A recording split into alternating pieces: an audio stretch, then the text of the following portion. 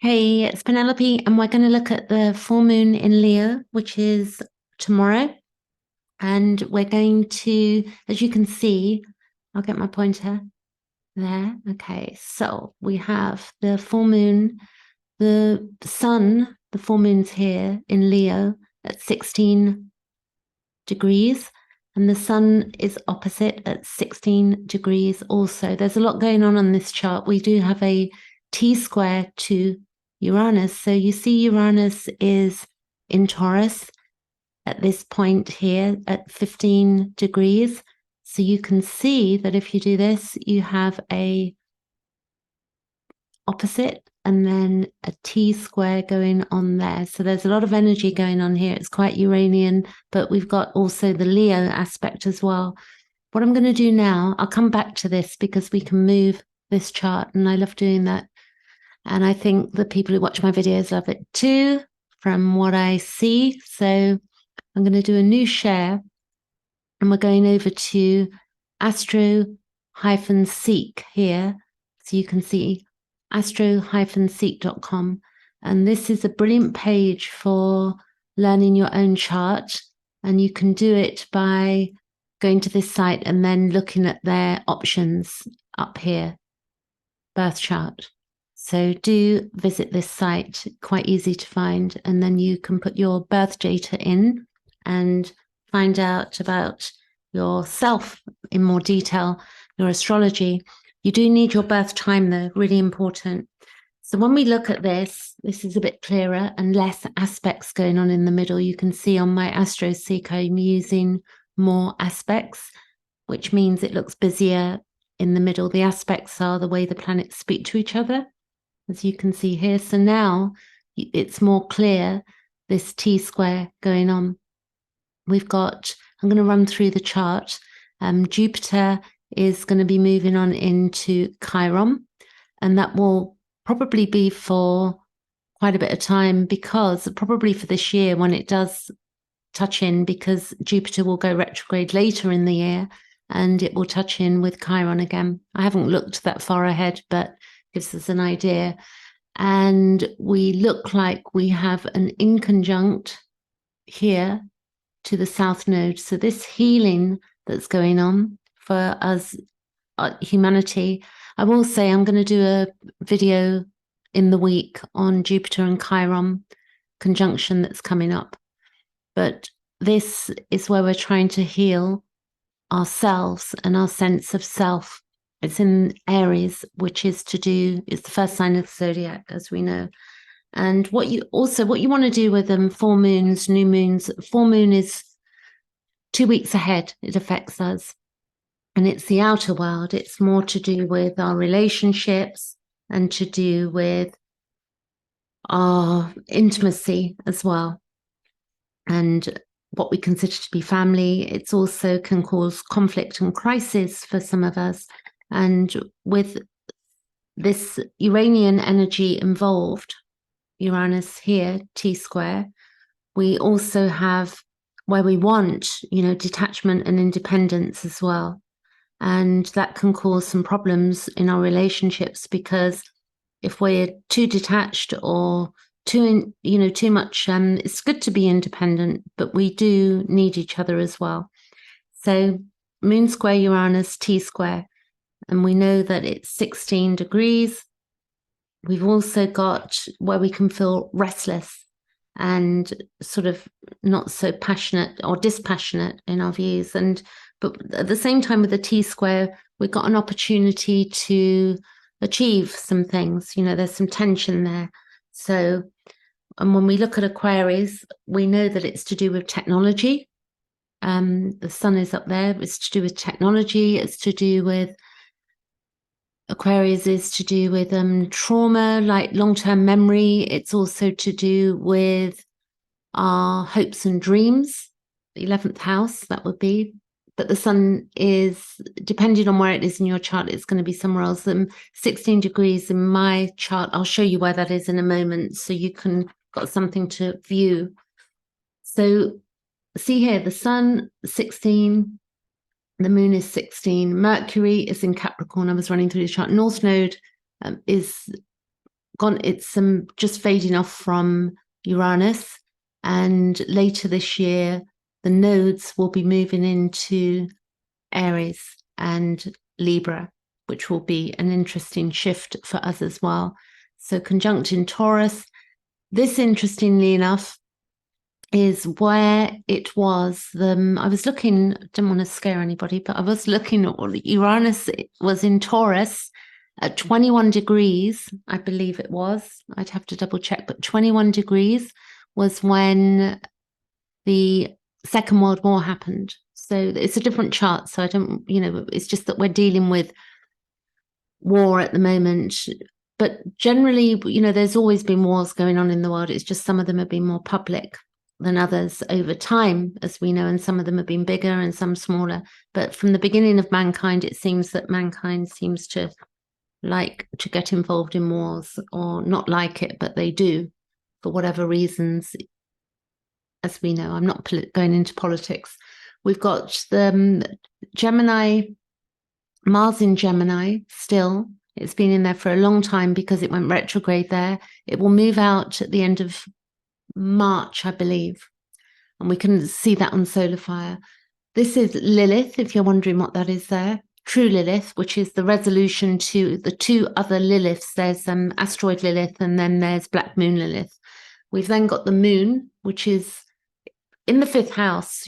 For me, that will be in my 9th house, but it's going to be different for all of us. So, and then it will make different aspects to your own planets. So that's what you're looking at. The South Node is in Scorpio. Mercury is going to be moving into Pluto. So this will cause some depth going on, because what we have is that we do know that there was a balloon in the sky that was shot down a few days ago, which was I had a very interesting dream about the moon moving at high speed through the sky about 2 weeks ago, and it confused me. At the same time, there was an asteroid and a rock involved coming to the Earth, and then there was just loads of white dust everywhere in my dream. And I was trying not to breathe in the white dust in my dream, but then I figured that I wasn't going to be able to not escape it. So I don't know what that dream was about. But then this last week, the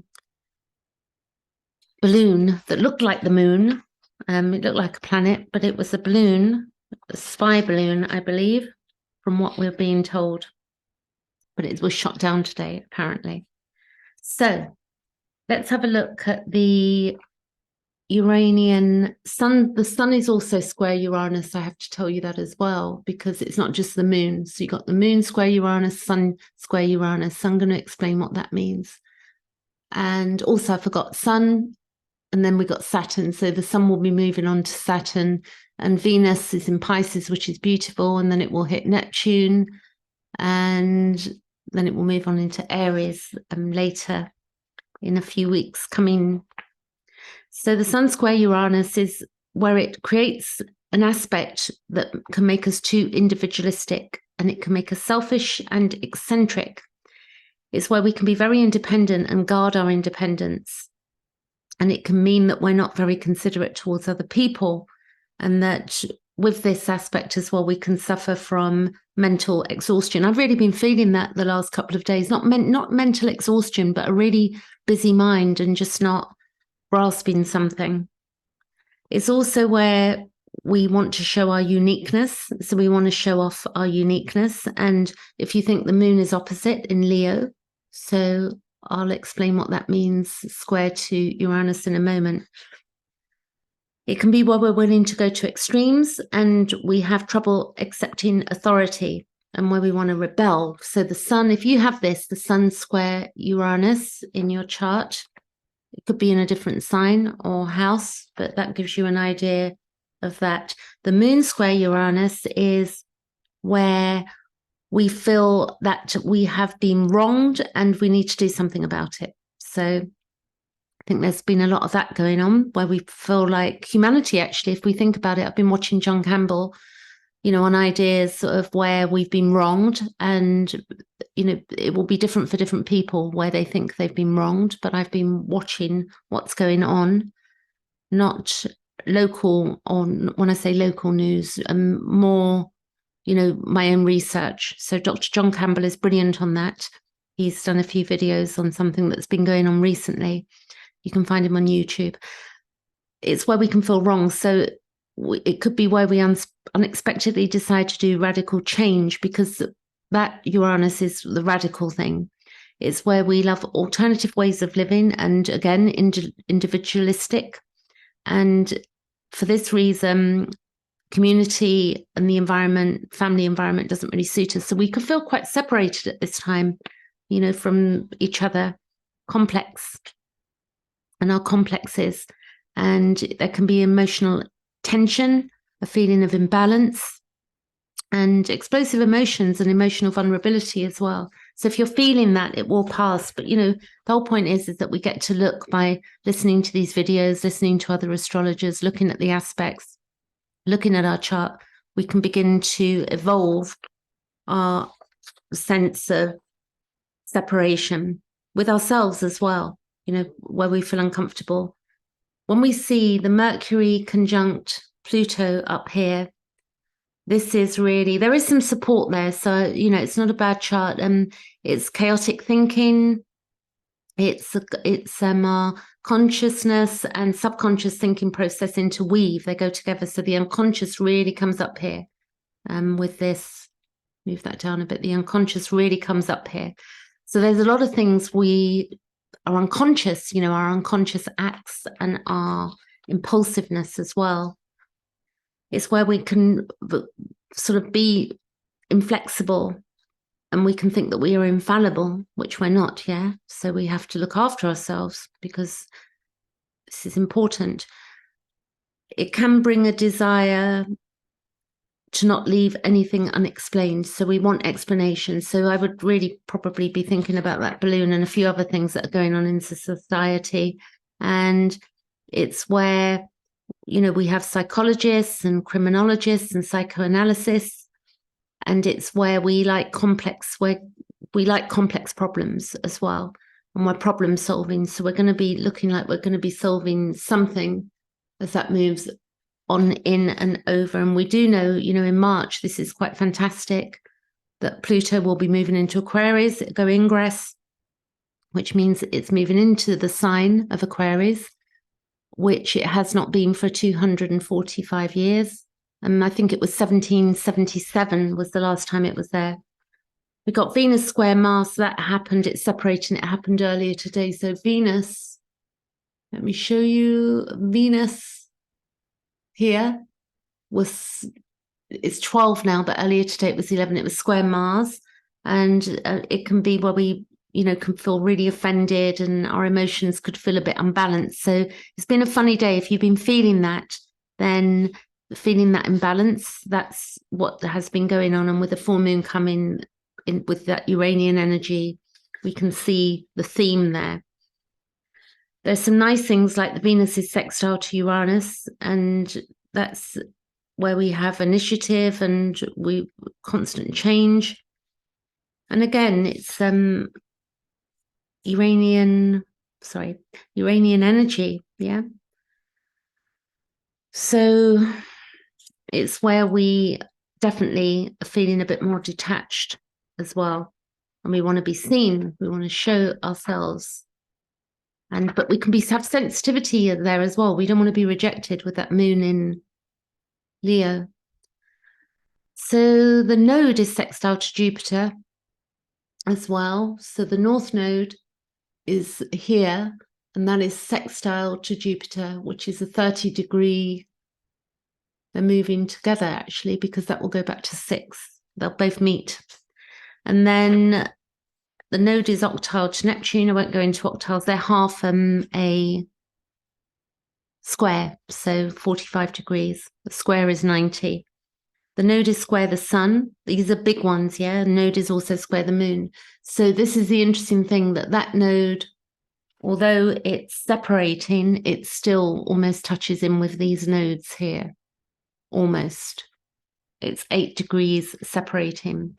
So frequent conflicts, node square sun, frequent conflicts and tension among the demands of the sun and the tasks of the lunar node. For this reason, life path is where things are not clear, basically, where things have not been clear. So we can see that's been playing out. With the financial stuff, I listened to Catherine Austin Fitts. You might like to check out Financial Rebellion. It's very informative. Catherine Austin Fitts, she has educated me greatly in the last few years on what's going on with the financial stuff and how we can look after ourselves. Node square the moon, it's where the desire is placed on emotional safety and affection. It's opposite. Yeah. So there's opposites. It's where there's a demand on emotional safety and affection are in opposition. And also it's where we can be hesitant, irritated, and dissatisfied. So if you're feeling any of those things, you've got an idea what's going on. So what I'm going to do now is I'm going to show you my chart here. New share. And let me go here. New share. Right, so this is my chart. So this is the night before, I'm recording this the night before the full moon. So you can see the moon is going to be 16 degrees when it becomes full. So at the moment, it's just here, which is, if we look, the moon is at 6, I think that says there, 6 degrees. So 10 more degrees, and then it will be 5, 10. It's just going to be in my 9th house here. So you're looking for, where is the moon on your chart? Because the sun will be in opposition. So the sun is actually in my 3rd house down here, you can see. And what we have is that if we then look, I'm just going to tell you a few aspects so you can maybe figure out on your own chart. So the sun is in conjunct to my Pluto and to my Uranus. So the sun is, you see here, it's in an inconjunct up to my planets here, which is a difficult angle, but I can live with it. My sun is sextile to Venus, which is beautiful. My sun, or the sun, not my sun, the sun is sextile to my Venus, which is a really beautiful thing. And the sun is also trine to my moon. So if you look at my moon up here, so the sun is trine to my moon. So this is a nice full moon for me, a bit of difficulties, but also the moon is semi-sextile to my Pluto. So support, yeah? So I've got the moon, which is up here, is in a semi-sextile to my moon and Uranus. And then the other beautiful thing, so it's always interesting because we're always moving, you know, this is just like reading a language. Astrology is like you get to know all of the aspects and the houses. It can look difficult, but the more you do it, the more you know. You don't forget these things. You begin to just add on. It's like collecting data. The moon is trying my part of fortune. So see the part of fortune there? I haven't done any work around that or a video on that, but it's quite a beautiful thing. It's I wouldn't call it good luck, that's the wrong word, but it's almost like a blessing, you know, the power of fortune. It's our path as well. Moon trying this power of fortune, so you can see the moon is touching in with that for me there. And then the sun is biquintal vertex, which is quite beautiful. The sun, where's the sun, is biquintal vertex, which is up here. Oh, no, sorry. Yes, it's biquintal. And then the sun is also sextile to my power of fortune. So the sun is here. So, and we can figure out what that means for us. We know what's happening in our own lives, and we know what we're dealing with emotionally. And sometimes we need to reach out to people to clear things up for ourselves so we can understand our charts better. But if you want to do that, you can book a session with me. So that's my chart. So I'm pleased with what's going on for me. And then we would, what houses is it happening in? It's the 9th house. So if I look at the meaning of the 9th house, to give you an idea, with the full moon in the 9th house, it's where I could feel more connected with my spirituality, and it's growing more from a spiritual perspective and realizing how my belief systems affect who I am as a person, and also how it affects me positively. It's also where I may explore further, because the ninth house is about spirituality. It's about it also, ties in with religion, some spirituality. It's a bit tricky that I'm not religious, but I do believe that there's a greater power than we know. And also it's higher learning, it's law, it's also travel overseas. So that's what I'm focusing on, actually, looking at things. And it's also where we could, may have ideas and we scrap them all together and start afresh. And the growth could instead be centered in your mind. So we can grow in our minds. We don't have to go anywhere to grow our minds. We can study, it can be a writing project. I'm actually building a website. So that's what I'm up to the next few weeks. So that's quite interesting. That moon is falling there for me. And it's also where we're dealing with, the other things like, I've been looking at insurance and stuff like that. So, making sure, filling in forms, sort of making sure we're doing things properly. So that's what I'm doing with that ninth house full moon. And it's where we can feel more open to having fun, but more in a more adventurous way. And that's traveling. And it's about being social without a purpose as well. Full moon in the ninth house. So I could read them all, but you can find this stuff out for yourself. You just Google wherever the full moon is, say full moon in whatever house it's in. This is the beautiful thing about Google. Even with aspects, we can do that. So now if I move over to solar fire, which is here, new share. Okay, so this is the chart, and we're going to go forward with this a bit. I've got the option spotlight to take it forward. Let's go days. So right now, tomorrow, full moon in Leo. And the full moon, it's where we want to be the center of attention. And, we might want to be on the stage in front of lots of people, center stage, really, and where we want to play. And it's also playfulness, creativity, fun, joy. So if I read some of the aspects, Leo keywords are creative self-actualization, it's subjective awareness, it's the artist, it's fame, it's power, it's the arts, it's involvement. If you're on stage, then we're involved with others. It's approval, exhibitionism, it's applause, fame, it's romance, creativity, the artist, actor, actress, risk taker. It can be affairs. Don't want to scare anybody out there. But it could be that. It could be children, the inner child as well, drama, arts, power, integration, purpose, where we can feel full of self. Sometimes feeling proud of ourselves or full of ourselves, it's not all bad, not feeling good about ourselves. And it's also the king and the queen in an archetype as well. If you think about the Leo, the lion, so to speak. So then if we take this Mercury, let's see what happens with that days.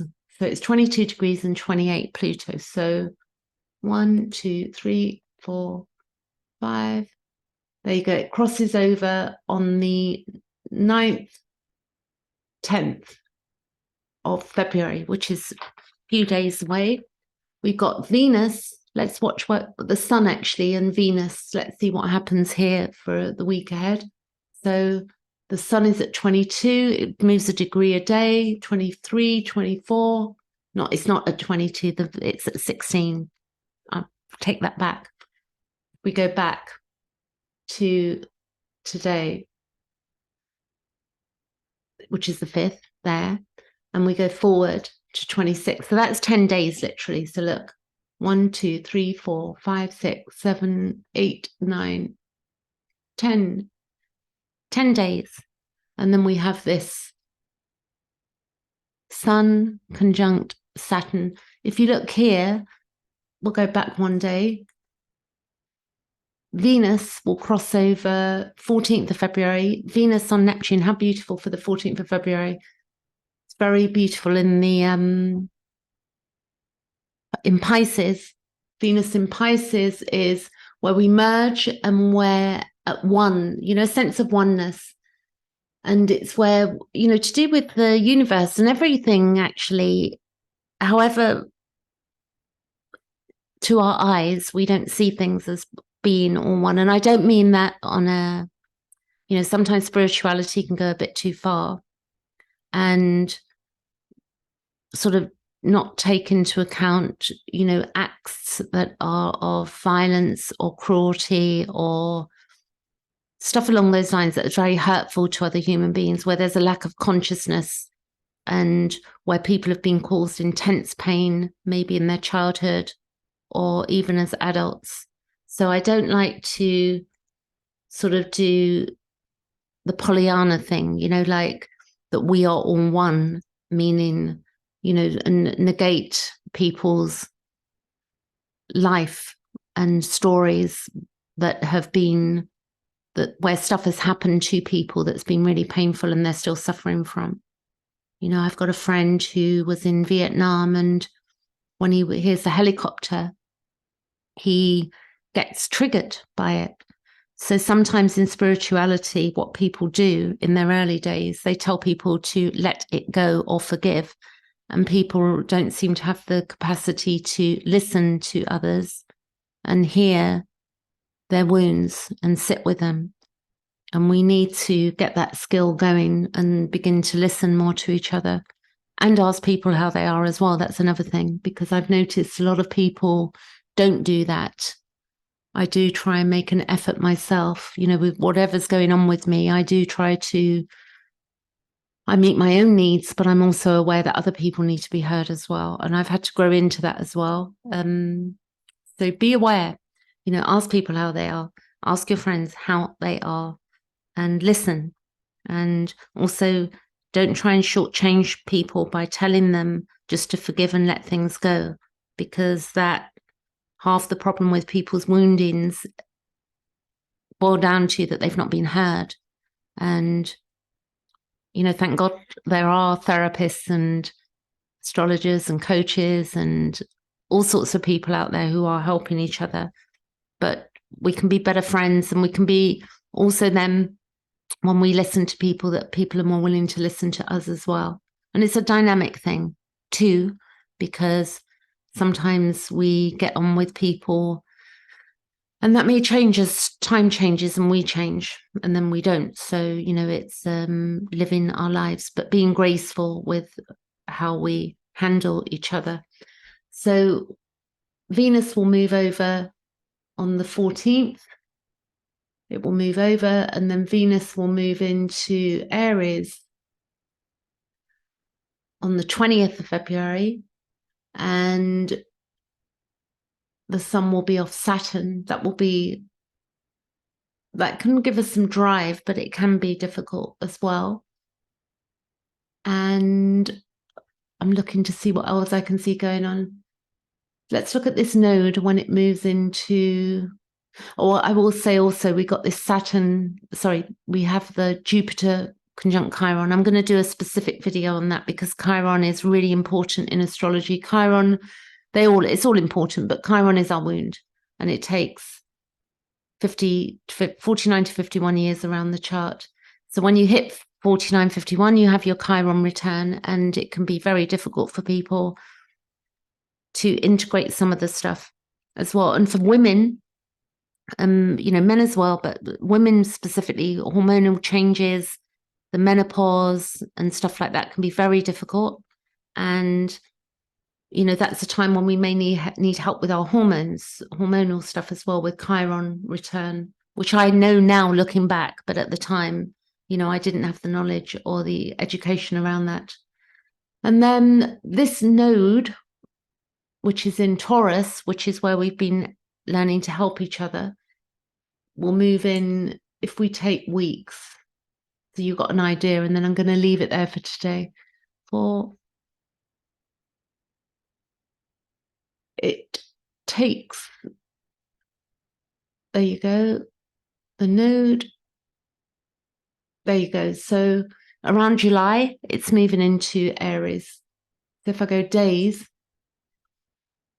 I think when I was looking at it, these nodes are 18 years around the chart. And I think when I was looking earlier, it looks like it's about a week, 1 week, a degree. But I'll have to double check that as well.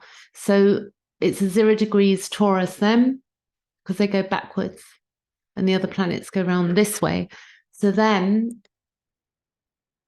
days. So on the 18th of July, that looks like. There you go. 17th, 18th of July. The nodes will be in the sign of Aries.